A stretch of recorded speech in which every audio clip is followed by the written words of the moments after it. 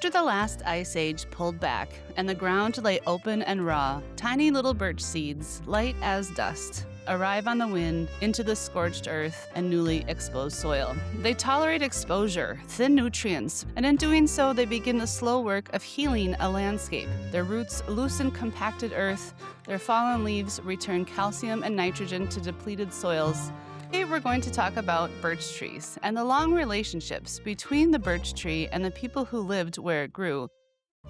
Seed catalogs are arriving, coffee is getting cold, and suddenly your garden plans require more space than you actually have. Today we're digging into how to buy seeds smartly, from catalogs and online shops to local garden centers and seed swaps. We'll cover all the plans and the little seed buying tips that can save you money, time, and a whole lot of garden frustration.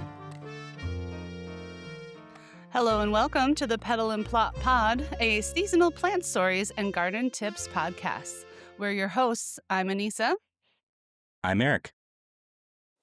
All right. So today, birch trees are found across the northern hemisphere, from North America through Scandinavia and Siberia into the Himalayas, northern China, and Japan. In Minnesota, we primarily have the Betula papyrifera, or the paper birch, though you can find lots of different birches around town. Do you have a birch in your yard, Eric?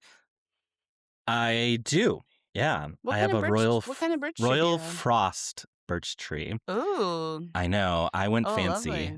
So it's got nice burgundy foliage, which is different. And then it turns a nice golden yellow in the fall, but it has those it's a multi-trunk. So it's like got those nice white paper birch limbs to it. Birch clump. Yep. Oh, that sounds pretty. What made you choose that one? Was it the foliage color? Totally. Yes. I feel like I did no other research other than being like, that looks stunning, and then put it in my backyard. Get in my yard. Yes. I didn't even look up anything else that I know comes along with birch trees and the different varieties. Yeah, I grew up with a birch tree in my yard when I was little that my mom had planted, and I have these photos of my great-grandmother from Finland standing in front of her house next to a birch tree. And so when I got my house, I really wanted to plant a birch tree. So I asked my uncle, who lives up north, if I could dig up a sapling out of his yard, which is really foresty. So we picked one out, dug it up, I drove it home, and now it is taller than my house. Wow. They grow They really grow fast. fast. Very Yeah, like fast 2 to 3 growers. feet a year. Yeah. Mm-hmm. So lots of different birch species out there with a very similar strategy. Grow fast, tolerate cold, tolerate poor soil, and resist infection. And that resistance is a chemical. Birch bark is rich in betulin and betulinic acid, compounds that make the bark waterproof, antifungal, and antimicrobial. These compounds explain why birch bark persists in wet environments and why it is widely used as a structural and preservative material. These chemicals exist to protect the tree, but humans notice. Across cultures, birch bark was used as wound covering, a fire starter, waterproof container, even writing material. Its oils repel insects. Its sap carries sugars and minerals in early spring when few other calories exist. Birch bark kept water out of canoes in the Great Lake region. It wrapped food in Scandinavia, and it lined graves in Siberia, not as an ornament, but as protection. Birch leaves, gathered young, contain flavonoids and volatile oils with mild anti-inflammatory and diuretic effects. Teas made from them were used to ease joint pain, urinary infections, and edema. Not necessarily a cure, but as a support. The body still has to do the work. Birch simply reduces the friction. From a biological perspective, the birch is a pharmacy built out of necessity. But it doesn't work alone. It also supports a specific fungal community. On the side of living birch trees, especially in colder climates, you'll sometimes find a black, charred-looking mass.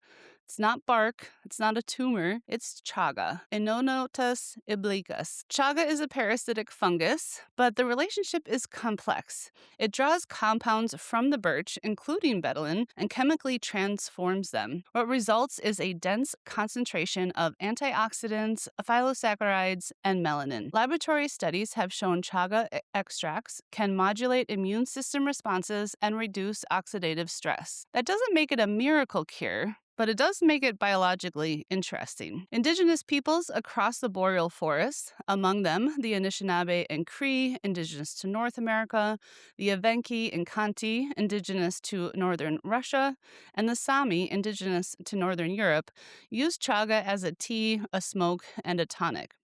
Harvesting was careful. It should be noted here that harvesting chaga or birch bark incorrectly can kill a tree and should only be done by someone versed in practices of how to do so sustainably and without killing the tree. Indigenous science is empirical, conservative, and rooted in long term consequences. Eric, do you remember hearing about the Otzi, the Iceman from the Swiss No, Alps? This is no. like Tell me more. the it was a body that was found, like a 5,000-year-old body that was found frozen in the Swiss Alps. They Wow. found him in, Okay. like, 1991, I think, and, he, was one of the best preserved ancient human bodies that have been found, but he was also had, like, tools with him, so he had a Mm. bag, he had a copper axe, he had arrows, and he had a bag that had 2 different species of polypore fungi. One Oh. of them, the Fomus femuratorius, grows on birch and beech trees. It's also called tinder fungus. When processed, it catches sparks easily and smolders for hours. It also absorbs blood and slows bleeding. And the second, Piptoporus betulunus, the birch polypore. Modern analysis shows birch polypore has antibacterial and antiparasitic properties. So, Otzi, the Iceman, was apparently suffering from intestinal parasites, and the fungus he was carrying could have been a medicine. Oh, So maybe a interesting. fire starter and some medicine in his bag. I just think that's such an interesting story. Yeah. I mean, doesn't feel too far off of what we should all be carrying sometimes. I feel like We if should you all were be carrying more wandering in polypores. the In North America, for the Ojibwe, the birch tree is the primary tree of life, it's sometimes called, providing essential materials for homes, canoes, baskets, and medicine, symbolizing survival, resilience, and cultural connection. In Northern Europe, birch was used for sap collection, medicine, and sauna switches. Eric, have you ever whipped yourself with birch branches in the sauna? I love that you're asking me this because if you know me, that's probably not what I'm doing. But it seems very interesting. I'm assuming it's not painful. Is this meant for pain? No, no, not at all. So you collect like yeah, it's a Finnish tradition. So you collect the young like the thin branches with the leaves on it. And you can do it without the leaves too, of course, but it's really fun to do it when the leaves are fresh. And then you're like Hmm. sweating, and then you dip them in water and you sort of just like do this sort of light lashing over your shoulders and on your body. It actually functions a lot like a washcloth, sort of like cleaning you, Okay. and you get to that smell, and then you're gonna have to come over for a sauna and try this. I feel like I'm going to. I feel like this now just became a to-do list for me. So yeah. Yeah. So it's a light whip, if you It's a will, light across the lashing. back. It's Yeah, a it's light not lashing. painful. It's Okay, we're not really repenting for any reason. no, no, It's it's got very purpose. Okay. therapeutic. Yes.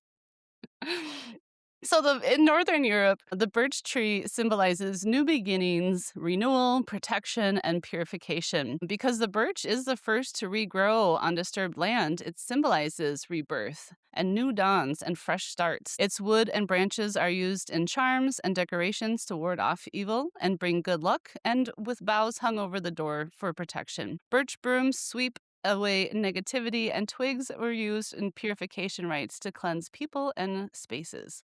It's also associated with fertility rituals, and its ability to thrive in harsh conditions make it a symbol of inner strength and enduring hope. In northern Asia, birch tar served as adhesive and antiseptic. Straight trunks, pale bark, and height made birch useful for marking space also, such as gathering sites, ceremonial areas, and routes of travel. Birch bark preserved writing, maps, and records, and its resistance to decay allowed knowledge to move forward across generations. Across these cultures, birch was not sacred in the abstract. It was valuable because it worked. Today, birch compounds are studied in oncology labs, pharmaceutical research, and material science. Betylene derivatives are investigated for antiviral and anti cancer properties. Birch bark inspires biodegradable materials. Birch forests are often temporary. They scar easily, and they don't live the longest. Their bark records every injury plainly, but they stay long enough. And if you stand among the birch trees, you may notice its beautiful pale trunks and soft leaves, the sap running slowly in cold spring, a fungus doing chemistry you'll never see. And the healing power of birch is not that it saves you, it's that it makes survival less fragile, long enough for something else to take root.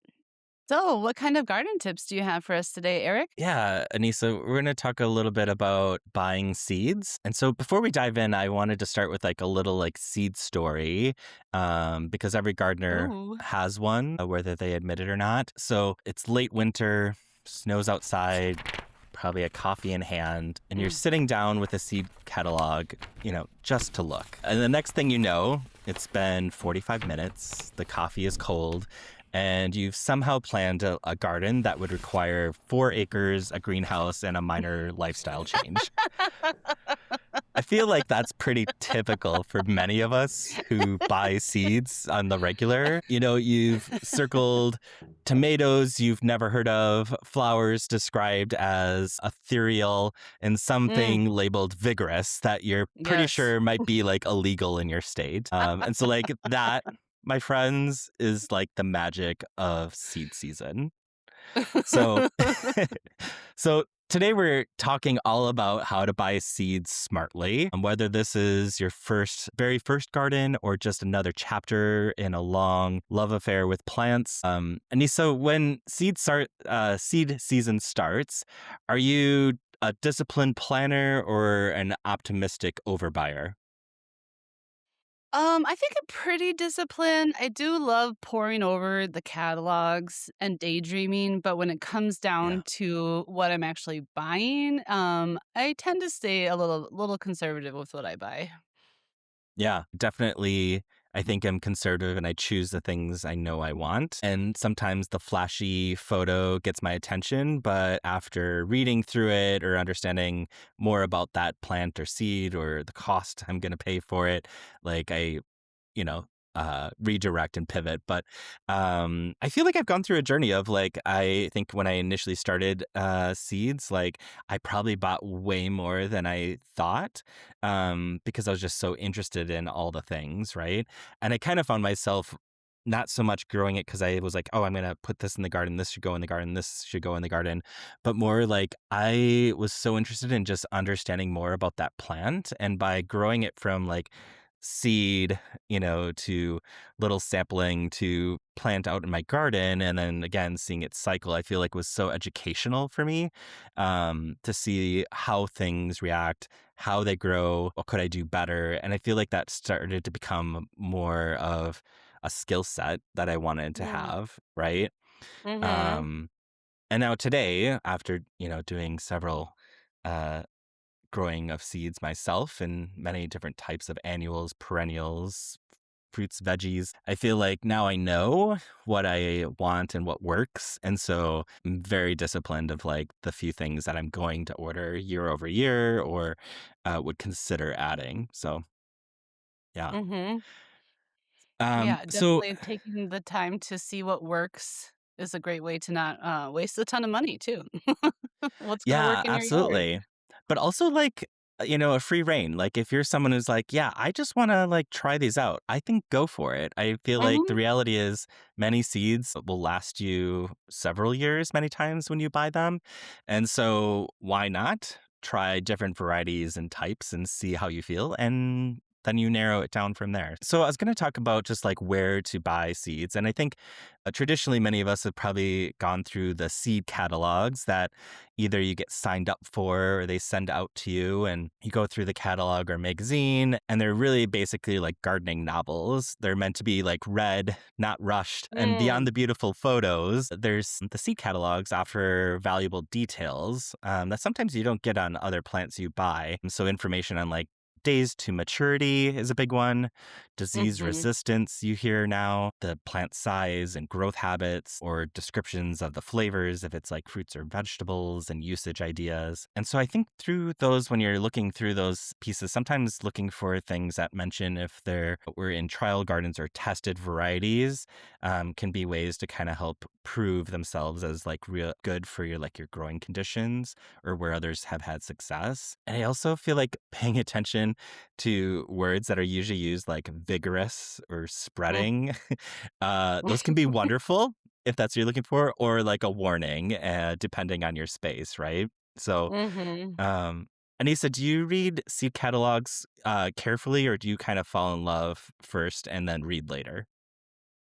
Yeah, I definitely like to do the quick, like just the visual. It's almost like I want to ingest everything right away. So I'm kind of like looking at the pictures, moving through the pages, and then I'll go back and like do a deeper dive into stuff that catches my eye. Yeah, for sure. I feel like I'm definitely a visual person, so the photo will catch my attention today, and then I'll definitely read into, like you said, just to make sure, like, is this actually going to grow, or how do I actually germinate the seed? Is it going to require a lot of extra work, or is it super easy? Is it an easy direct sow? So there's a lot to like consider that, like, in the fine print, right, of Mhm. how this seed works. The other option is like looking online. Do you ever do online shopping for seeds or plants? Hmm. Not you know what, not really, actually. I really kind of I also enjoy going to the store, the little garden store by my house is Mm. usually my go-to spot for seeds. I love the environment is just kind of a lovely little day trip as well. And, yeah, to kind of be in front of just whatever they happen to have is kinda interesting as well. But, yeah, I don't actually do a ton of online ordering. Yeah, I am definitely an online orderer. And that's because I feel like I've, in my mind, surpassed the local garden centers like variety. And I need to find the next new plant out there that is not being sold, in my area. Um, and I'm curious, right? I feel like the reality is, I think if you do go online to different seed companies, and there's so many out there, you will find different colors, different plant types, even just within the simplest thing as like a zinnia or a marigold. You may find such a variety out there, especially also, I think, in like vegetables. There's so many other varieties that are also created out there that might be of interest. And yeah, I think I've done a lot of my seed shopping actually online many times. I probably have my clear go tos. And I've also found a few sites that give quite a list of resources of just multiple seed companies out there that you could kind of go through, from even seed companies in Germany that will send you seeds. I've actually done that a few times for perennial seeds, which sometimes are harder to find, some of those unique perennial variety seeds. I have done that for bulbs, now that I think about it, to order, Yep. like, the really special pretty bulbs. Well, your stunning garden is a testament to your good taste, and a lot of the stuff you have in your garden is really unique, so definitely all of that research you're doing is paying off in a beautiful garden. Thanks. Well, and it gives me new things to change out every time. So, Mhm, yeah. um, the other That's the thing I fun was thing gonna, about gardening, right? Like, it's always you always get to do something different. Every year is different. Like, mhm. there's never you never really, like, stop gardening. It's just a continuous. It's continuous fun. Yeah. And the nice thing with seeds is the cost usually for you compared to buying it as, like a 4-inch plant or something is like way cheaper, right? And Yeah. so what a great way to even experiment or just continually have those vegetables, fruits, or annuals, every time. The nice thing with annuals and things like that is like if you didn't like it that one year, you can change it the next year, right? It's Mhm. not necessarily permanent, if you will. I was going to talk a little too about when you're looking at different seed companies, paying attention to like germination guarantees. Many of the seed packets on them themselves, or you'll find on the websites too, of a percent guarantee, where whether it's like 98% germination success or down to like 75 gets a little lower where you're like if you have a packet of 10 seeds only 7 of them are going to actually germinate, which is possible, right? So something to kind of a pro tip to pay attention to for anything. Usually they're pretty high, but every once in a while you come across something that you're like, oh, okay, this is hard to germinate, so your germination rate may be lower. And so just thinking through those, and also consider like online companies sometimes that are somewhat closer to your area or region generally will sell more plant types that are made for, you know, your growing zone. And then the easiest way to go get that information is really if you go to, like you said, going to your local garden center or even garden clubs is a great way to like source seeds because their selection is usually chosen specifically for your region, which means like fewer surprises and better success. Plus, like the staff or people can help interpret seed packet language, especially if you're unsure whether something will work in your space. So if it says, surface sow, keep moist, like what does that mean? Like what Mhm. work is actually required. And so I think they're great, affordable ways. It could be very community driven, and often include like varieties that thrive locally for you. I think it's always important if you're working with garden clubs. I've done that once before, is just to like know like where was the seed taken from, how old was the swap seed, and like where was it stored and things like that, because age matters. Not every seed lives indefinitely, and so how do you have that information so you know what you're putting into your garden? Have you ever gotten some good advice, gardening advice, when it comes to seed buying or thinking of starting seeds? Yeah, I mean, I definitely take the tips from the back of the seed packet. Yeah. Grow like planting depth. Absolutely. Yeah. Yeah. You can't negate like the information that's on the back of a seed packet. Sometimes I feel like people think, oh, these are general guidelines. And sometimes I'm like, no, that's actually when it is. When it says start the seeds at that point, like you should start the seeds at that general point too. Seeds aren't just something you can walk outside and just throw on the ground and expect flowers the next morning. Many of them have different requirements and how they actually would grow. So for sure, paying attention to the back of the seed packets and everything. So I was just gonna kind of talk in general about like you have annual flowers, perennial flowers. You even have like summer bulbs to plant in the spring that you can buy as well if you're thinking of this time of buying things for the springtime. And so kind of I think I've talked a little bit about annual flowers. They grow fast. They'll bloom throughout the summer. So sometimes when people are like, I want color in my garden, annuals are a great way to provide that color. Yeah, And summer long, so all summer long.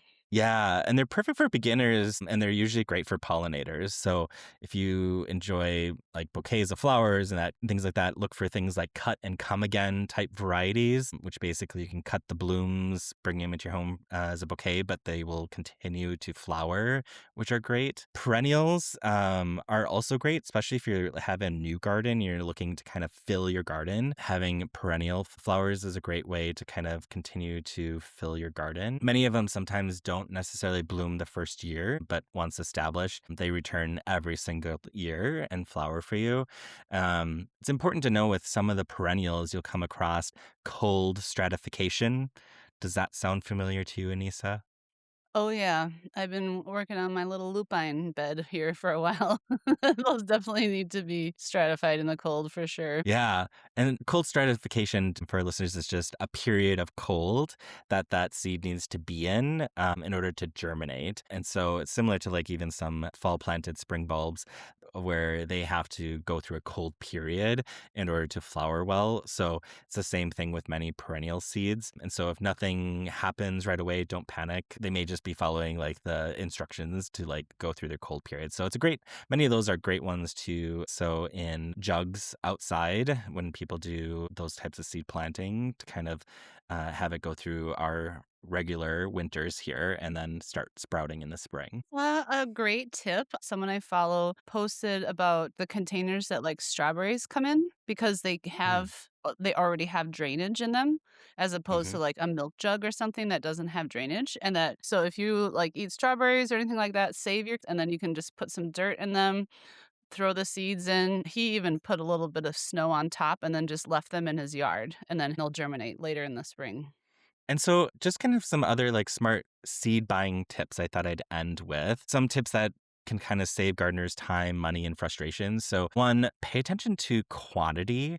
So, like, not all seed packets are created equal. Some contain 10 seeds, others can contain hundreds. And so I feel like people don't always realize that sometimes. And so always look at how many seeds you're getting for the price and whether that makes sense for your space. And then think about how you'll start your seeds. So we talked a little bit about direct sowing and plan to start seeds indoors. And remember, if you're going to start things indoors, you're probably going to need some other products and tools like seed starting mix, containers, grow lights, heat mats, the space, and the time and care to start things indoors. So that might even predict a little of like the types of seeds you want to buy.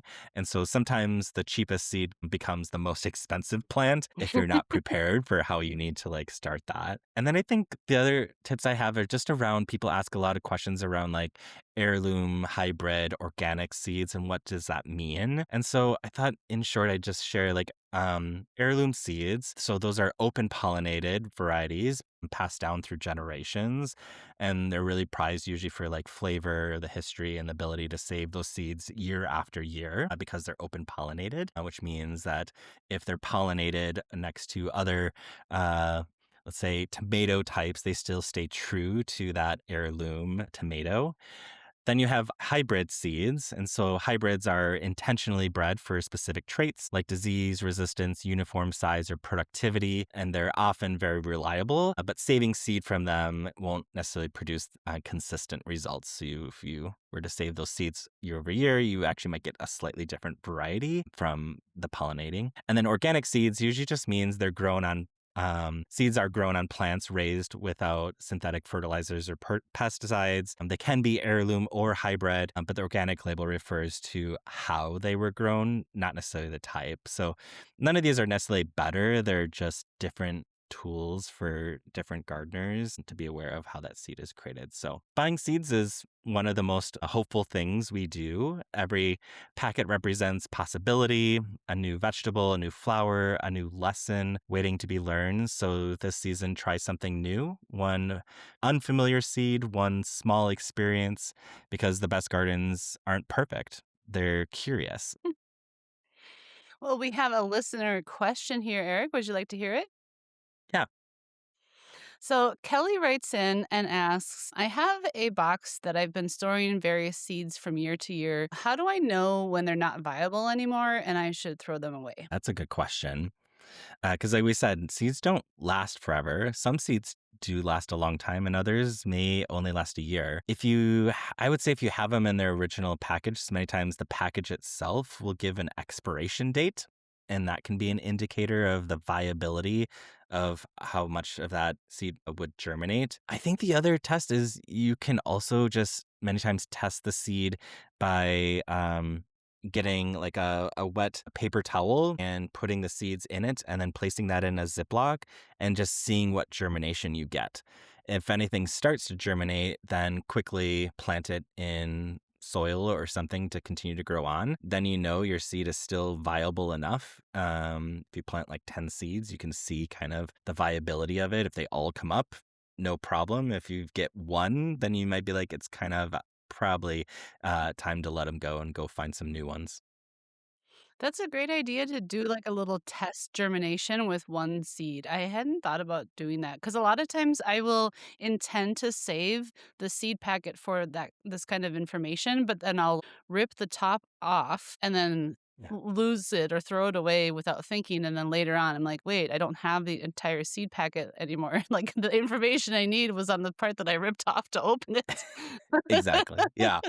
I mean, and if you're geeky like me, you had Excel and spreadsheets that all were written down of like your new flowers and plants that year. And so I've probably cataloged that on my behalf, but not everyone does that. That's great advice. If you have a gardening question you'd like us to answer, please write to us at petalandplot@gmail.com. That's PETALNPLOT@gmail.com. And if you enjoyed this episode, please share it with someone you know and click the follow button to hear our next episode. As garden designers here at Petal and Plot, we also offer year-round in-person and virtual gardening consultations and custom garden designs as well. Please reach out to us if you'd like to set one up. Want to see more of what we're up to? Please follow us on Instagram at Petal and Plot. That's PETALNPLOT. Thanks for spending part of your day with us here at Petal and Plot. Whether you're planning your very first seed or planning your next garden chapter, we're so glad you're growing along with us. Until next time, keep planting with curiosity, and we'll see you in the plot. Bye, everyone.